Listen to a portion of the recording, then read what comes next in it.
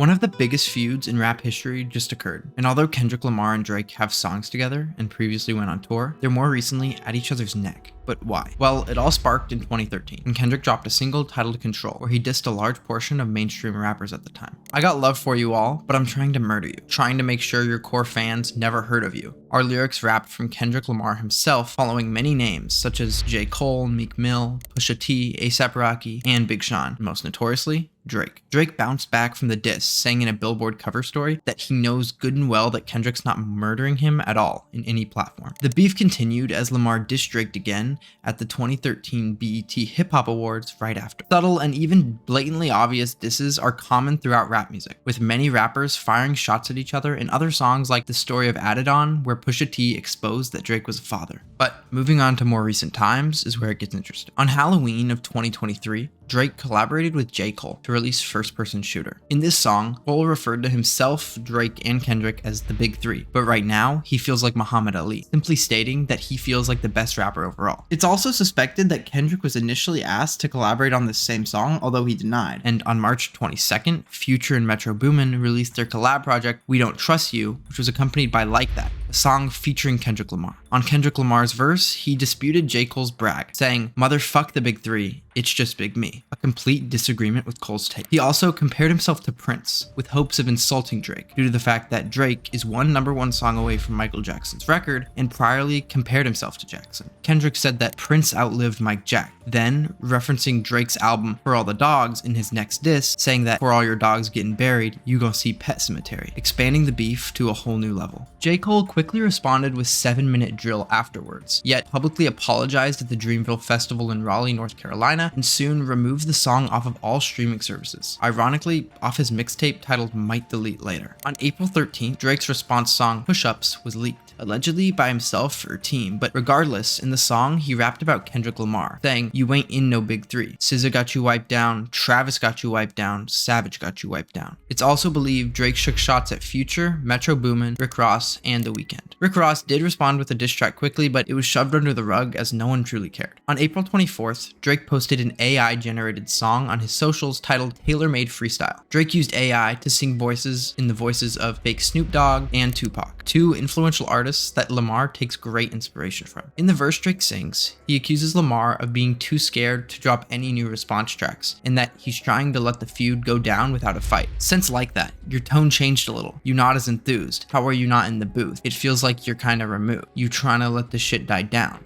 Drake mentions how Lamar probably isn't making new music because of Taylor Swift's upcoming album drop. When Tupac's estate found out about the Tupac AI verse, they threatened to sue Drake, so he removed his songs from all social medias. And after, Drake accused Kendrick Lamar of being the cause. However, when Snoop Dogg found out, he posted a video to Instagram simply acting surprised and confused. They did what? When? How? Are you sure?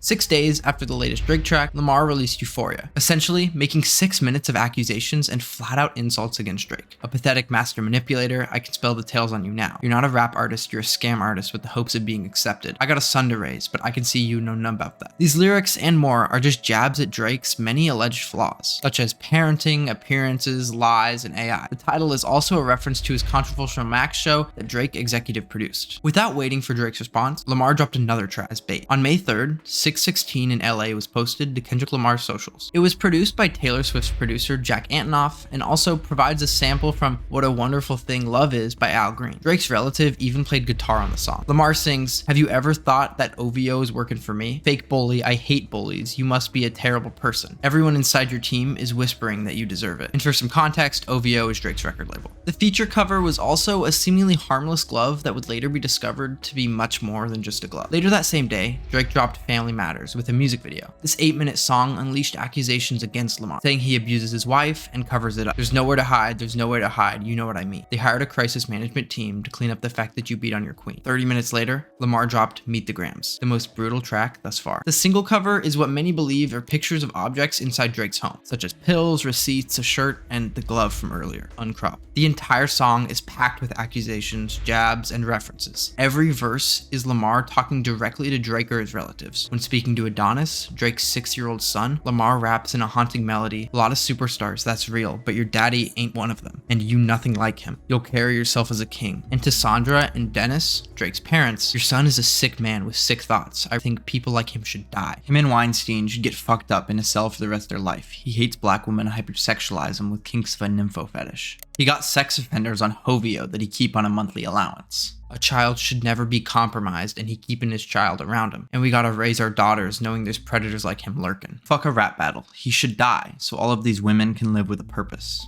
Although this is all wild, the third verse takes things to a whole new realm. It starts with Lamar saying in a sad voice, "Dear baby girl," as if he's talking to Drake's daughter. However, as far as we know, Drake's never talked or shown a public daughter of his. He goes on, "I'm sorry that your father is not active inside your world, but I would like to say it's not your fault that he's hiding another child."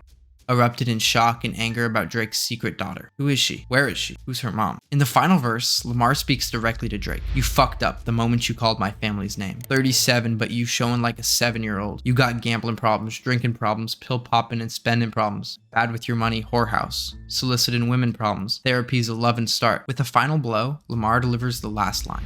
"Fuck a rap battle. This a long life battle with yourself."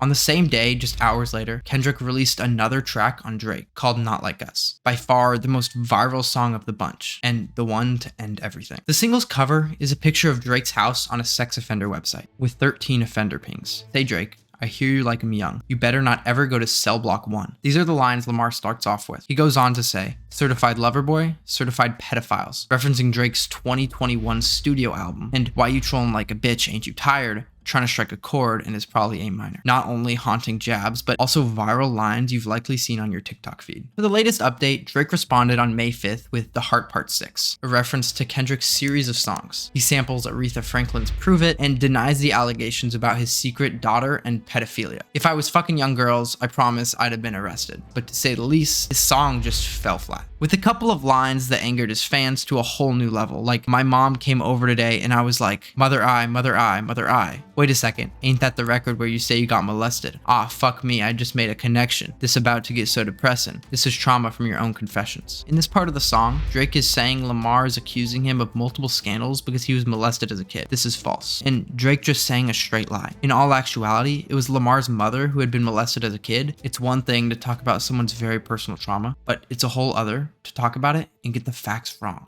Before we get into the aftermath of everything, I decided to survey some people and get some opinions.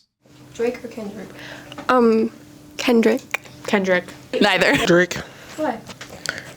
Good question. I don't know. Because he's not a pedophile like Drake. Drake. Why?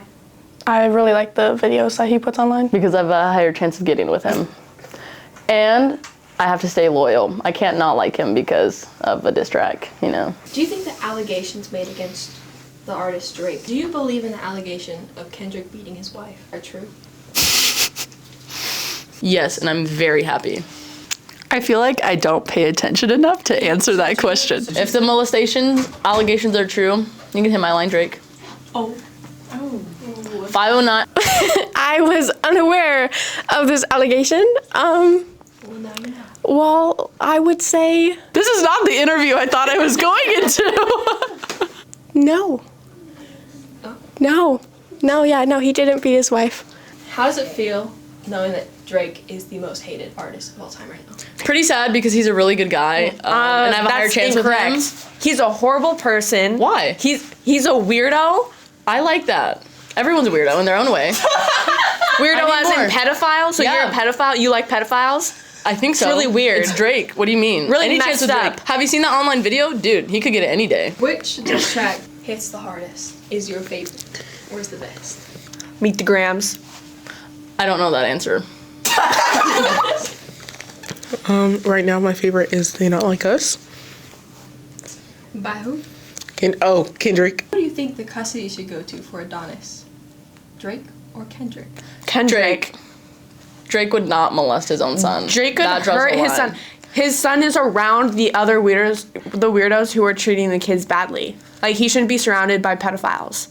Since the last single drop, Drake's career has been slowly fading away. Although he's extremely successful and will likely never reach full irrelevancy, if he were to, this would have been the spark. There was 2 attempted break-ins to Drake's Toronto mansion and 1 shooting. Drake's security guard was shot outside of his house around 2 a.m. on Tuesday, May 7th. Along with the physical violence, Drake's numbers have faced a drop-off of 5%, while Kendrick's has seen the opposite effect, with his increasing by 49% after the beef. Although this all seems career and life-shattering for Drake, realistically, he'll just bounce back as he did after his prior beef with Pusha T, and although he got completely destroyed by Kendrick, that may help Kendrick in the long run, but likely won't affect Drake in the slightest. Since the beef's assumed ending, Drake has already released new music, specifically a collaboration song with Sexy Red. It seems like Drake wants to move forward, and although he was already exposed, the world will likely let him and move on alongside him. If that all seemed a little confusing, here's a quick skit my friends and I made to summarize. Hey, I like your music.